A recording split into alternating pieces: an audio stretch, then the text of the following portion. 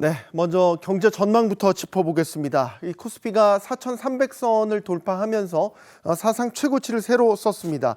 따라서 이번 주 증시는 이런 좋은 흐름이 단기 반등에 그칠지 아니면 추세적으로 상승세로 이어질 수 있을지를 가늠하는 중요한 분기점이 될 전망입니다.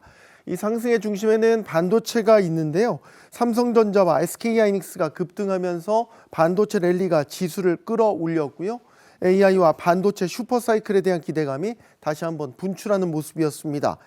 특히 연말까지 국내 증시를 떠났던 개인 투자자들 사이에서 국장은 안 된다던 인식이 이제는 바뀌고 있는 구간인데요.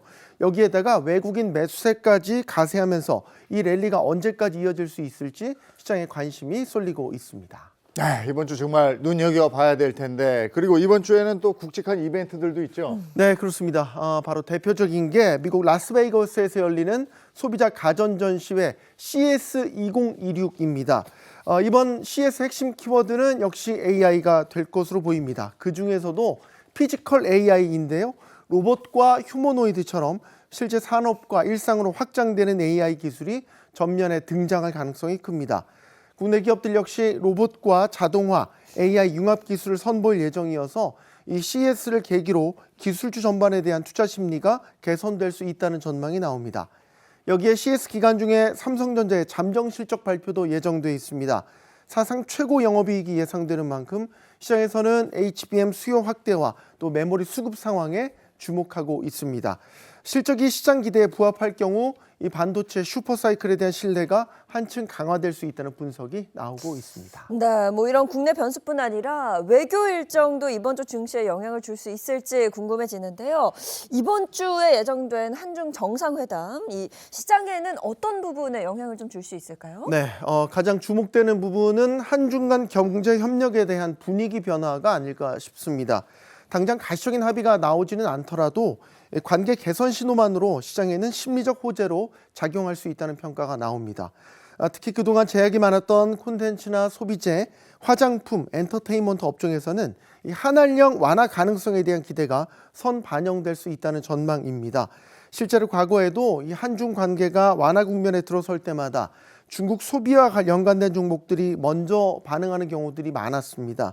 이번에도 이 정책 변화보다는 분위기 전환 자체를 중요하게 보고 있는 것 같습니다.